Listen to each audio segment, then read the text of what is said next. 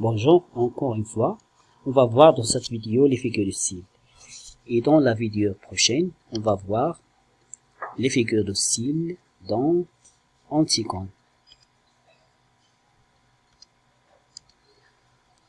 Voilà donc le plan. Dans cette première partie, on va voir les classes, la classification des figures de style. Premièrement, les figures d'opposition. Deuxièmement, les figures d'amplification et d'atténuation. Troisièmement, les figures de substitution. Quatrièmement, les figures d'analogie. Cinquièmement, les figures d'insistance.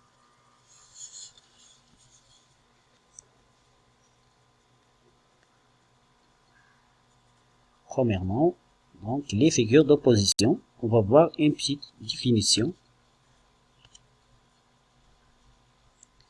La figure d'opposition rapproche dans un même énoncé deux termes opposés.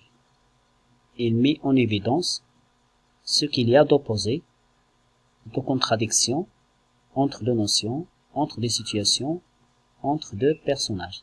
C'est-à-dire dans le même énoncé, que ce soit phrase, bien strophe, il y a deux mots opposés, bien contradictoires. La première figure, c'est donc l'antithèse. L'antithèse produit un effet de contraste entre deux termes à l'intérieur d'un même groupe syntaxique, c'est-à-dire dans une phrase, paragraphe ou strophe. C'est-à-dire il y a deux mots qui sont opposés. Ils sont donc un peu éloignés. Ils ne sont pas côte à côte, ils sont éloignés un peu dans la même ou bien phrase ou bien le même paragraphe ou bien strophe.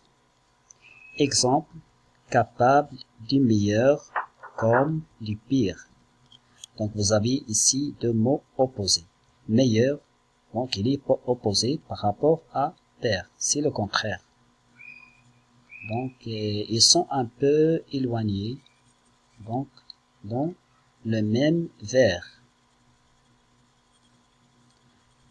Même chose, Paris est petit, c'est là sa vraie grandeur. Donc vous avez ici petit, qui se trouve dans le premier vers, se contraste avec le mot grandeur dans le deuxième vers. Donc ils sont opposés, donc c'est ce qu'on appelle donc l'antithèse. Les mots petit et grandeur sont très proches dans l'énoncé. Ils sont très proches. Donc, ils sont très proches, ils ne sont pas côte à côte. Ils s'opposent en fin de vers afin de provoquer une opposition inattendue. La deuxième figure de style. Deuxièmement, l'oxymore. L'oxymore, cette figure permet de relier étroitement dans la même expression de termes évoquant deux réalités contradictoires. C'est-à-dire, cette figure, elle permet de relier côte à côte, c'est-à-dire le premier mot est placé directement après le deuxième mot dans la même phrase ou bien la même strophe, ou bien le même énoncé. L'oxymore crée une nouvelle réalité poétique. Un exemple, je la comparerai à un soleil noir. Donc le mot soleil et noir, ils sont donc contradictoires. Donc ils sont reliés directement, ils sont l'un près de l'autre. Ce n'est pas comme l'antithèse, il y a un espace entre les deux. Non, ils sont côte à côte, ils sont liés, ou bien reliés directement. Soleil avec noir de donc Nerval. Si l'on pouvait concevoir un astre noir versant la lumière et le bonheur de Charles Baudelaire. Donc c'est un poème de Charles Baudelaire. Un autre exemple, cette obscure clarté qui tombe des étoiles de Pierre Corneille. Donc obscur, le mot obscur, il a un sens contraire de clarté. Il se contraste avec le mot clarté. Obscur, c'est le contraire de la clarté. Donc, ils sont reliés étroitement, directement, l'un après l'autre, pour créer une nouvelle réalité. Il y a bien sûr contradiction entre les valeurs sémantiques essentielles d'obscurité et de clarté. Le troisième figure de style d'opposition, le chiasme. On fait se suivre deux expressions contenant les mêmes éléments syntaxiques. Et dans la deuxième expression, on intervertit leur ordre. C'est-à-dire, il y a deux expressions qui ont les mêmes éléments syntaxiques, les mêmes natures, ou bien les mêmes éléments. Et dans la deuxième expression, on fait intervertir, ou bien on fait l'inversion.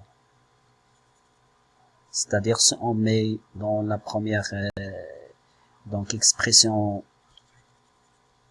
les éléments A, B. Dans la deuxième, on fait BA, par exemple. Donc, on fait l'inversion. On intervertit leur ordre. On change l'ordre. C'est-à-dire, nom, verbe, nom, complément. On peut faire complément, nom, par exemple. Alors, les énoncés s'opposent, mais sont symétriques par leur son, leur rythme, leur sens ou leur syntaxe. C'est-à-dire, ils sont opposés au niveau du sens, mais ils sont symétriques au niveau du son. Ils se rassemblent. Et ce chant me faisait un exemple. Et ce chant me faisait un effet singulier. Des cadavres dessous et dessus des fantômes. Alors vous allez comprendre bien le chiasme à partir de cet exemple.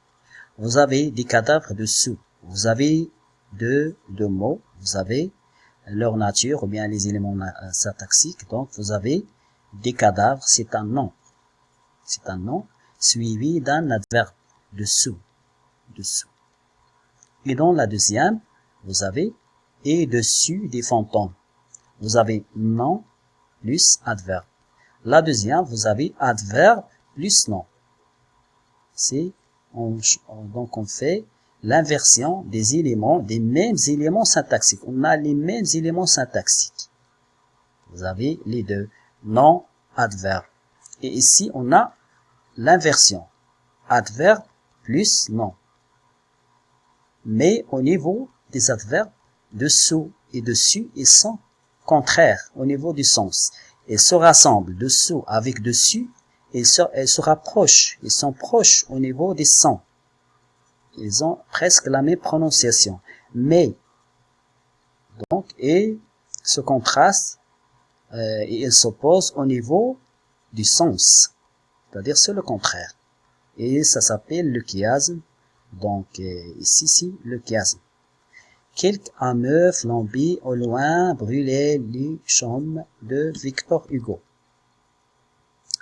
Le chiasme établit une vision synthétique et souligne soit l'union ou renforce l'opposition entre deux réalités. Deuxièmement, on va passer aux figures d'amplification et d'atténuation. Elles permettent d'atténuer ou d'amplifier la force d'une idée. Donc, il permet soit d'atténuer ou bien d'amplifier. Atténuer, c'est-à-dire minimiser, ou bien amplifier, c'est exagérer. L'amplification exprime l'exagération. L'amplification, c'est exagérer. Ou bien exprime l'exagération, la grandeur. Au contraire, l'atténuation minimise la réalité. Donc, vous avez les figures d'amplification, elles expriment l'exagération. Et les figures d'atténuation, elles expriment, c'est le contraire de l'exagération. Elles masquent, elles minimisent la réalité.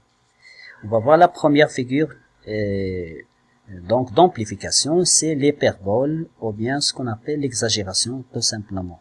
L'hyperbole emploie des termes forts, exagéré. Il est fréquemment utilisé dans le langage familier et dans le registre épique. Lorsqu'on utilise un terme qui est fort, exagéré, donc c'est l'hyperbole. On va voir l'exemple. Exemple, dans des ruisseaux de sang, trois ardentes plongées de Jean Racine, dont la tragédie de Jean Racine. Dans des ruisseaux de sang. Donc, dans la réalité, il n'y a pas des ruisseaux, ou bien des mers de sang, ou bien des fleuves de sang. Mais qu'est-ce qu'on fait ici? On a utilisé un mot qui est exagéré, c'est le mot sang. Des ruisseaux, normalement, d'eau, par exemple. Mais de sang, c'est un peu exagéré, mais c'est pour exprimer la violence, l'horreur de la guerre, à travers donc cette figure ici, l'exagération ou bien l'hyperbole, donc par le poète ou bien par donc le dramaturge Jean Racine. L'image hyperbolique dans une dimension épique aux horreurs de la guerre. C'est pour exprimer une image épique ou bien une dimension épique aux horreurs et la violence de la guerre. C'est pourquoi on exagère la réalité. La deuxième figure appartient donc aux figures de d'atténuation. C'est la létote. La létote. La létote consiste à dire le moins pour suggérer le plus. Donc, la létote, c'est dire le moins pour exprimer le plus. On dit moins de choses pour exprimer plus de choses.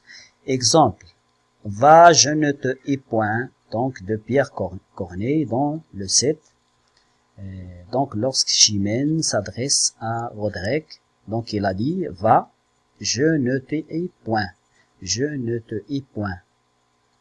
Donc, vous avez ici, on utilise je ne te hais point. Donc, on utilise la négation avec un verbe. Généralement avec un verbe. Alors, je ne te hais point.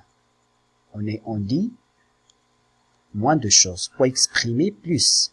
Alors, quel est le sens qu'on doit relever dans cette expression, je ne te hais point, c'est-à-dire, il a dit qu'elle aime, c'est-à-dire aime, je ne te hais point, et qu'il aime, c'est-à-dire, si le verbe haïr, c'est-à-dire il ne haït pas, donc, la personne, donc Chimène, il dit qu'il aime, donc il a utilisé pour exprimer son amour envers Roderick. Donc, il a utilisé la négation avec un verbe, avec le contraire, avec un verbe à la forme négative. Donc, si je ne te hais point, c'est-à-dire si j'aime. Donc, Chimène dans le 7, Pierre Corneille à Roderick pour donner à entendre qu'il l'aime envers et contre tout. La létote permet implicitement d'une manière indirecte, c'est-à-dire on dit la chose d'une manière indirecte, d'exprimer beaucoup plus qu'elle n'y dit.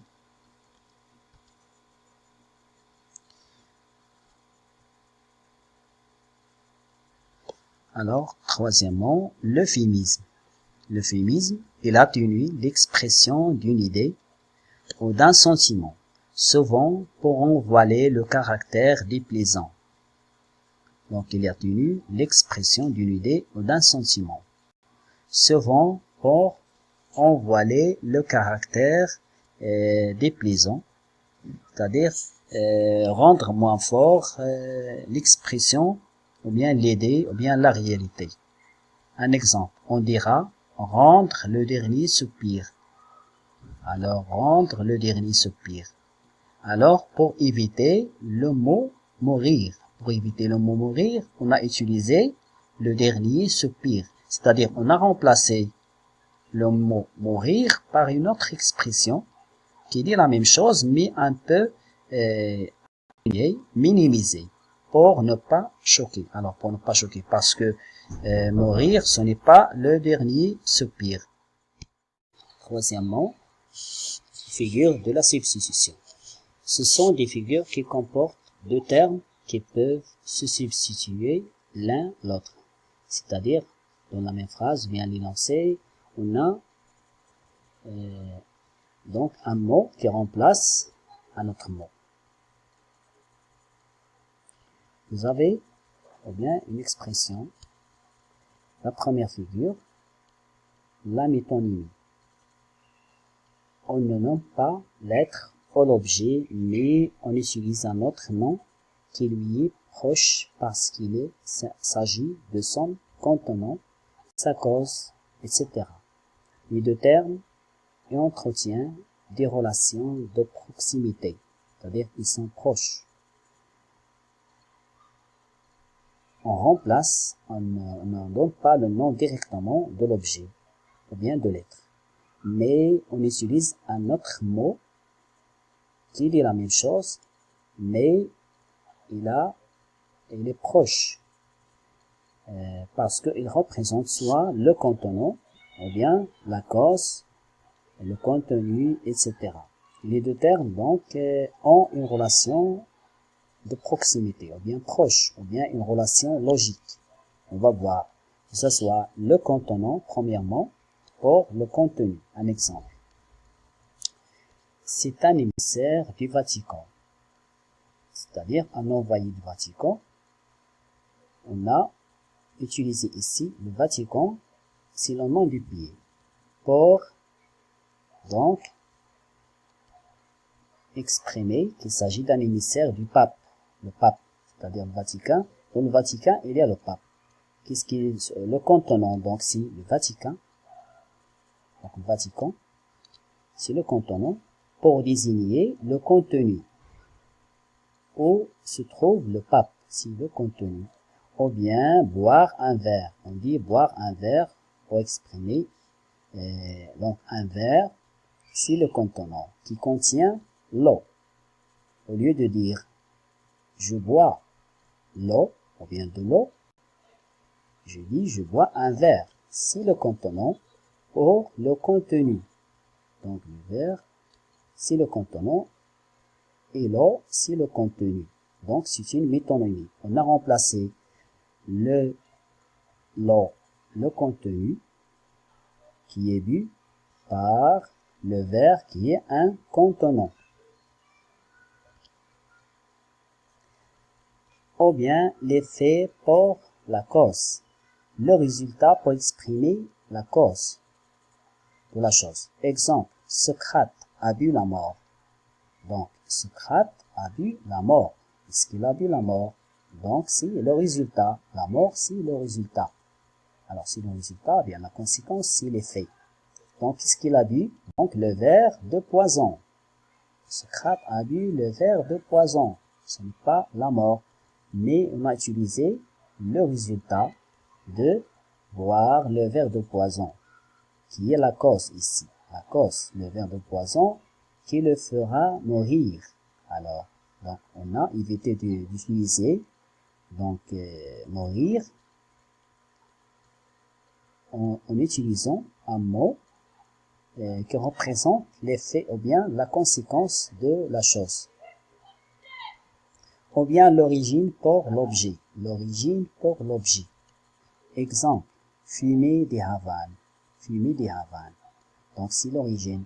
Les havanes, des cigarettes qui viennent de la Havane. Donc, des Havanes, c'est la capitale de Cuba.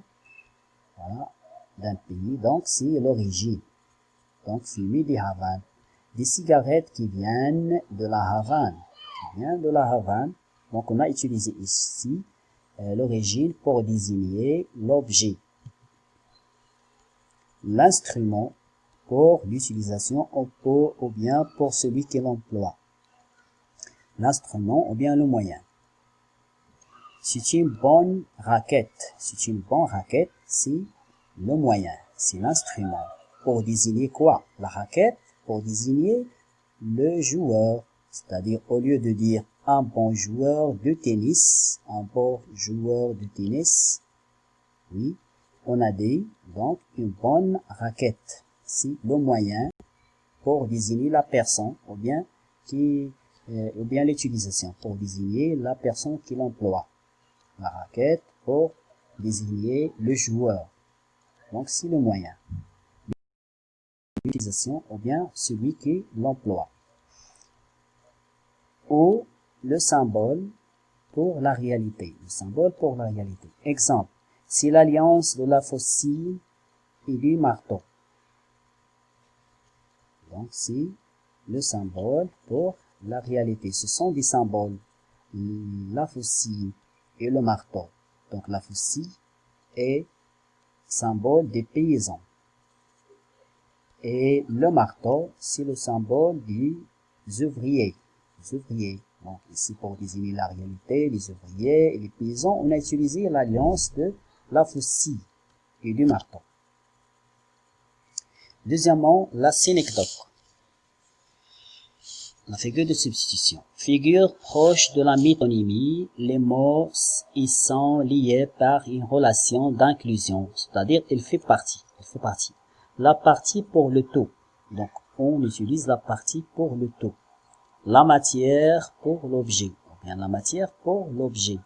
Exemple, voici venir la saison des roses. Voici venir quoi? La saison des roses. La saison de quoi? Des roses. Alors, pour désigner l'été. Alors, pour désigner l'été, on a utilisé la saison des roses. Des roses, c'est-à-dire les roses, ils se trouvent dans l'été, dans la saison d'été. Donc, il fait partie d'un tout qui est l'été. Donc, les roses, elles font partie de l'été. Donc, c'est la partie pour le tout. Ou bien, un autre exemple, les voiles, au loin, descendant vers Harfleur, dans Demain de l'aube de Victor Hugo.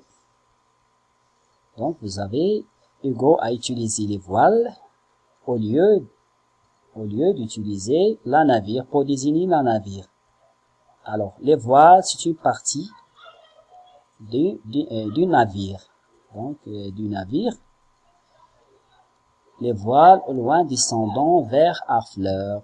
Donc, les voiles remplacent navire. Les navires, donc, dans Demain de l'aube de Victor Hugo. Donc, on a utilisé la partie pour le tout. Ou bien la matière pour l'objet. Troisièmement, la périphrase. Elle consiste en ce que l'on désigne des objets non par leur dénomination habituelle, mais par un tour plus compliqué, généralement plus noble, présentant l'objet sous une qualité particulière. C'est tout l'environnement culturel qui fait traduire, c'est-à-dire on fait appel à la culture. Donc ici, elle explicite le contenu d'un terme, attire l'attention sur une qualité du terme remplacé. Ici, la périphrase, qu'est-ce qu'on fait? On ne donne pas directement le nom de la chose, mais on désigne la chose par une expression qui dit la même chose, qui dit la même chose, qui est équivalente. Donc, on choisit d'utiliser une expression qui dit la même chose et qui remplace un nom. Donc, un nom. Donc, un seul mot. C'est-à-dire, on utilise deux mots, ou bien plus, ou bien une expression, au lieu d'utiliser un seul mot. Mais l'expression est dit la même chose. Et elle remplace, elle fait partie de, donc la première, ou bien le premier mot. Exemple. Donc, on va voir un exemple. Le pays des cèdres. Le pays des cèdres. Le pays des cèdres. Donc, c'est une expression qui remplace un pays. C'est le Liban. C'est le Liban. Donc, le Liban, c'est un mot. C'est un seul mot d'un pays. C'est un nom propre. On a choisi d'utiliser, de remplacer le pays Liban, qui est un nom propre, un seul mot, par une expression qui dit la même chose. C'est-à-dire, Liban, il est désigné par le pays des cèdres. Ou bien, le pays des cèdres, il est égal à Liban. Il dit la même chose. Le pays des cèdres, c'est Liban. On a remplacé Liban par une expression qui dit la même chose, le pays des cèdres. La même chose, lorsqu'on dit la capitale du Maroc, la capitale du Maroc. La capitale du Maroc, c'est une expression qui dit la même chose par rapport à la ville Rabat. Au lieu d'utiliser le mot, employer le mot Rabat, on a utilisé la capitale du Maroc, ou bien la capitale de la France pour désigner Paris. Donc une expression. Ou bien la ville du Lumière. La ville du Lumière, c'est une expression célèbre qui remplace la ville Paris. Paris. Autre exemple, le roi de son cœur. Le roi de son cœur, c'est une expression qui remplace un seul nom, donc un seul nom, qui remplace son amant. Ici, il remplace l'amant. C'est le roi de son cœur, au lieu de dire amant, pour exprimer l'amant de la personne. Donc on remplace une expression, ou bien on remplace un mot par une expression qui dit la même chose et qui est équivalent ici. Donc c'est la périphrase. La quatrième figure de style de substitution, l'antonomase. L'antonomase est une variété de métonymie synecdoque. Donc, il fait partie de la métonymie et la synecdoque en même temps. Le cas le plus simple apparaît dans des phrases comme Napoléon est le stratège. X est vraiment pour nous le poète. Si on dit par exemple, donc Mohammed est vraiment pour nous le poète. C'est-à-dire qu'est-ce qu'on fait ici? On choisit et on sélectionne Mohammed par rapport au poète. C'est-à-dire on a Mohammed et on a les poètes. Et on a choisi et on a sélectionné Mohammed parmi tous les poètes, c'est le plus grand poète. C'est le plus grand poète. Ou bien on a choisi Napoléon, c'est le grand stratège. Parmi tous les stratèges, on a choisi Napoléon, c'est le plus stratège. Ou bien le grand stratège, ou bien Mohammed est le plus grand poète. Donc, Mohammed est vraiment pour nous le poète. Ce qui veut dire le type même le plus grand, c'est le plus grand. Des stratèges ou des poètes, c'est ce qu'on a dit. Il y a à la fois sélection de l'attribut essentiel et choix de la valeur d'excellence. Il y a le choix de la valeur d'excellence d'un individu parmi tous ceux de la série. C'est-à-dire on choisit X ou bien Mohammed parmi, c'est le grand, parmi les poètes, ou bien les joueurs, etc. Quatrièmement, on va voir les figures d'analogie. Les figures d'analogie. Ce sont les figures les plus simples qu'on utilise beaucoup dans la langue française. Bien sûr, la comparaison, la plus connue. Donc, la définition, c'est rapprochement de deux réalités. Comparer et comparant à l'aide d'un outil de comparaison. C'est-à-dire, il y a trois éléments. La présence du comparer, le comparant et un outil ou bien le moyen de comparaison. L'effet recherché, quel est l'effet recherché? C'est met en relief une ressemblance ou une caractéristique commune. L'exemple, l'enfant était rusé tel un renard. Tel un renard. L'enfant, il est rusé comme un renard. On peut remplacer tel comme un, alors par le moyen comme, ou bien ressemble à, etc. On a dit la comparaison et la présence de trois éléments, le comparer, le comparant et le moyen. La même chose, la métaphore, c'est le rapprochement de deux réalités. Il y a la présence de deux éléments, le comparer et le comparant. Mais c'est l'absence de moyens, sans outil de comparaison. Le comparer se présente de manière sous-entendue, c'est-à-dire d'une manière implicite, indirecte. on peut interpréter. Donc, la comparaison, ou bien la métaphore, c'est une comparaison, bien c'est une ressemblance sans moyen, sans outil de comparaison. L'effet, il met en relief une ressemblance, une caractéristique commune. La même chose. Donc l'exemple, il a des yeux d'émeraude. Il a des yeux d'émeraude qui ressemblent à un émeraude. Ce sont des pierres qui brillent comme des pierres précieuses, comme le diamant. Donc sans moyen, directement, donc sans moyen. La troisième figure de l'analogie, la personnification. C'est l'attribution des caractéristiques. Alors c'est l'attribution des caractéristiques humaines à des éléments de la nature, des objets, des animaux, etc. C'est-à-dire c'est attribuer un caractère ou bien une qualité humaine à des objets, à des notions, à des animaux, etc. L'effet recherché, c'est attirer l'attention et l'imagination du lecteur. C'est attirer l'attention sur un aspect. Donc, l'exemple présenté ici, la forêt pleure ses souffrances.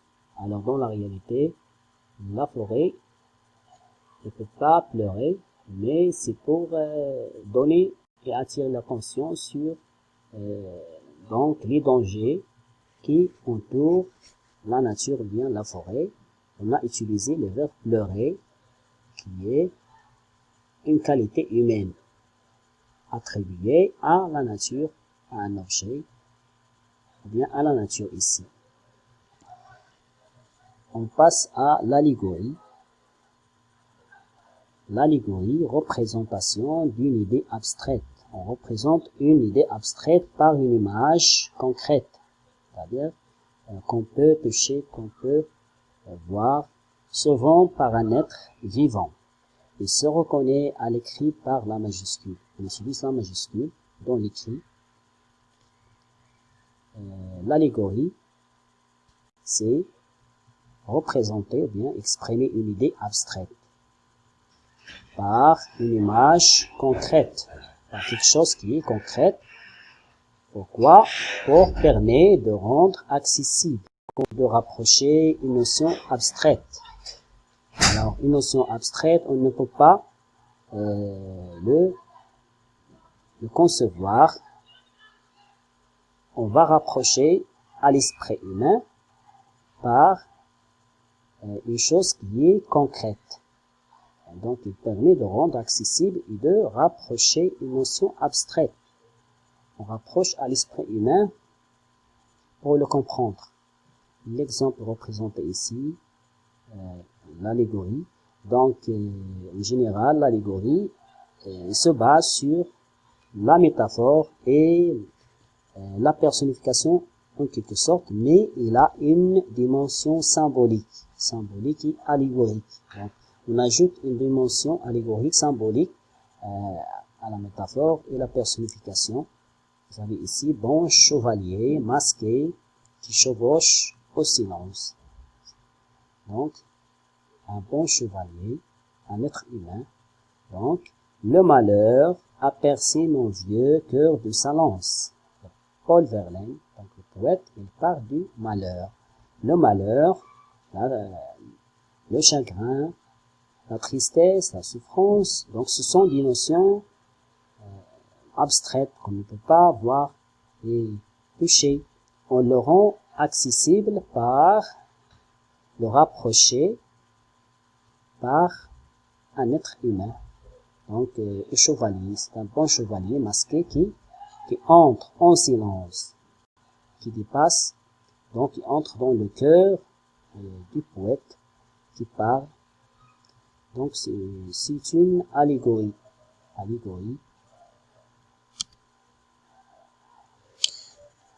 Dernièrement, et enfin, on passe aux figures d'insistance.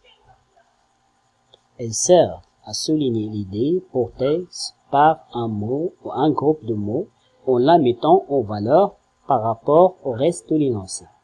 Donc, on met en valeur une idée par rapport aux autres mots du même énoncé. Ou bien de la même phrase, il y a un mot ou bien plus de mots on met en valeur par rapport aux autres mots. D'abord, l'anaphore. L'anaphore, on répète un mot au début de plusieurs phrases.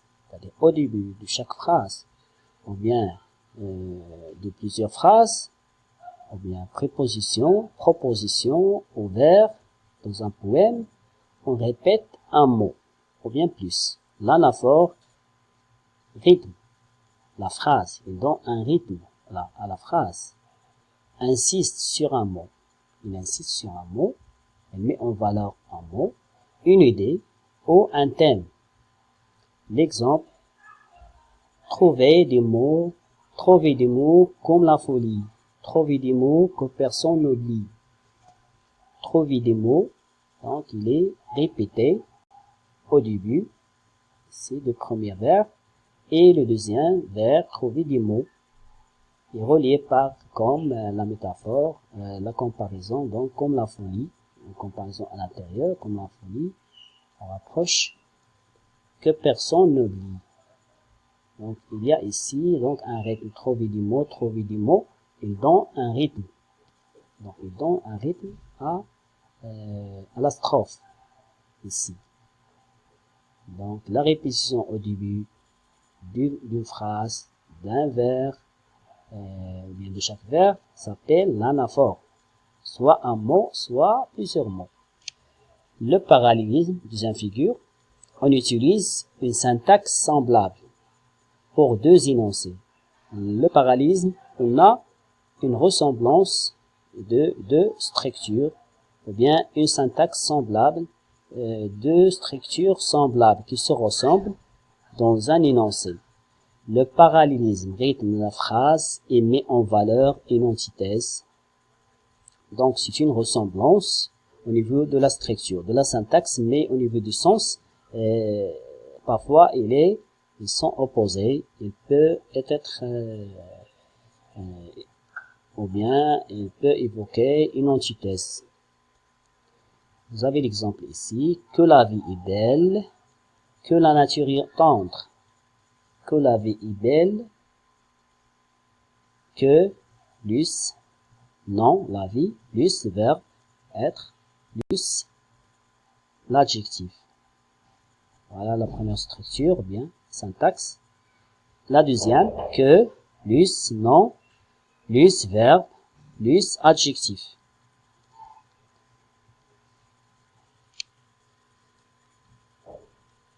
Alors, quatrièmement, la gradation. On succède des termes d'intensité croissante ou décroissante. Donc, on cite des termes, ou bien des mots. Que ce soit des petits vers le grand, ou bien du grand vers le petit. Donc, du petit vers le grand, c'est croissant. Croissante. Et du grand vers le petit, c'est croissante. La gradation produit un effet de grossissement. L'exemple, j'étais demeuré à la fenêtre, immobile, perclus, paralysé. La personne ici, il reste devant la fenêtre, stable, sans bouger. Donc, il est séparé par des virgules qui montrent l'intensité du petit vers le grand. Voilà. Du moins vers le plus, immobile, perclus, paralysé. L'état, donc, il augmente du petit vers le grand. Il devient à la fin paralysé. Paralysé, c'est-à-dire une personne qui est une maladie ou bien qui ne peut pas bouger.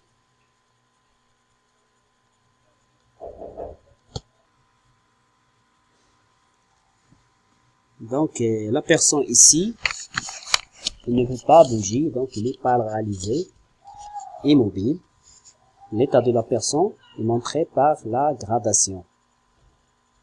Des termes séparés par des virgules. Que ce soit la gradation croissante ou bien décroissante.